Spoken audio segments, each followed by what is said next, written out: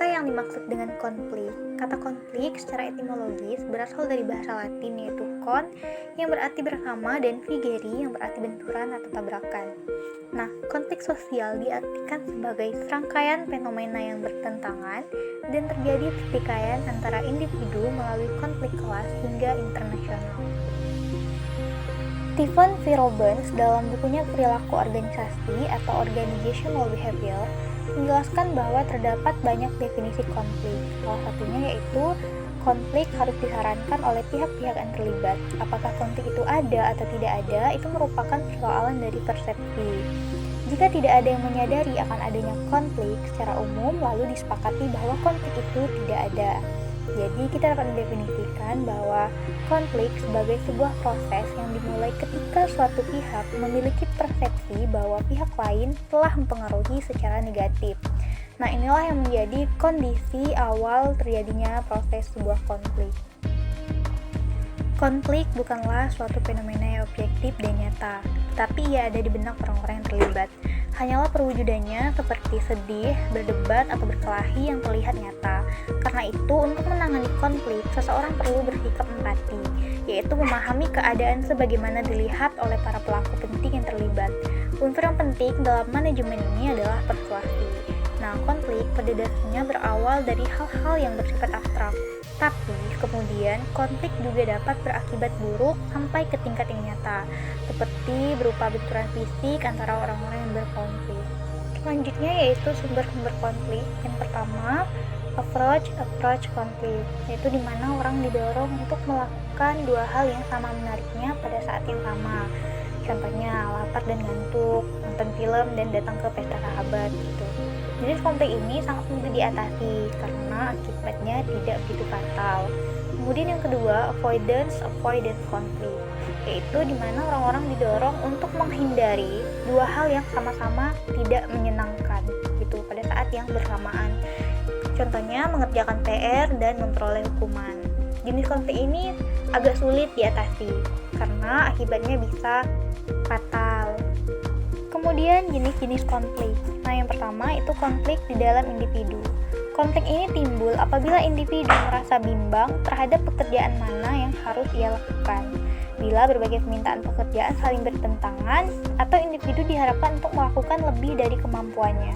Yang kedua yaitu konflik antar individu dalam organisasi yang sama.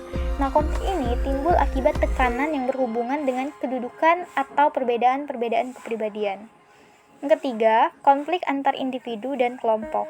Konflik ini berhubungan dengan cara individu menanggapi tekanan untuk keseragaman yang dipaksakan oleh kelompok kerja mereka.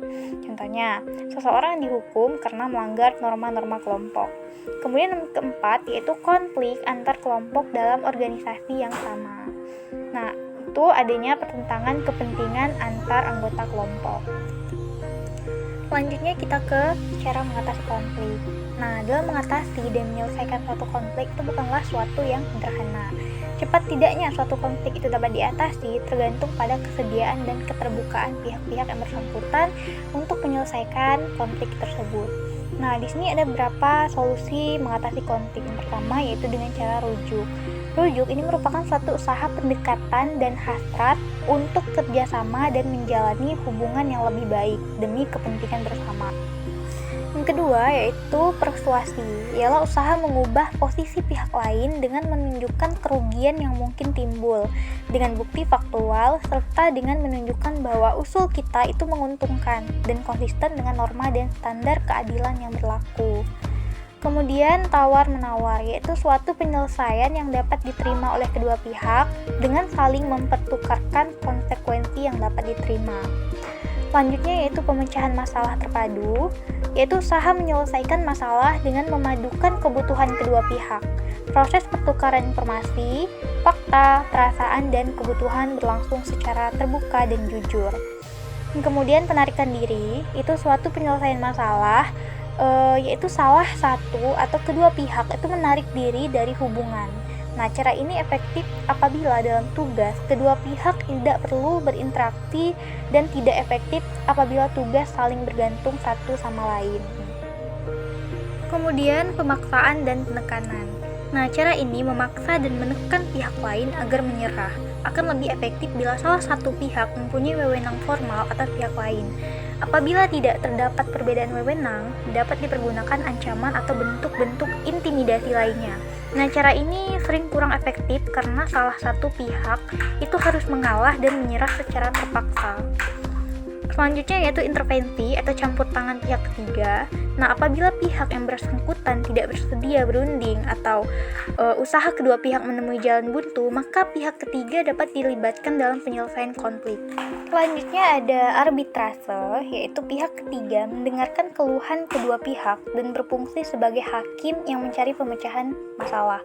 Gitu. Nah, cara ini mungkin tidak menguntungkan kedua pihak secara sama, tetapi dianggap lebih baik daripada terjadi muncul perilaku saling agresi atau tindakan destruktif.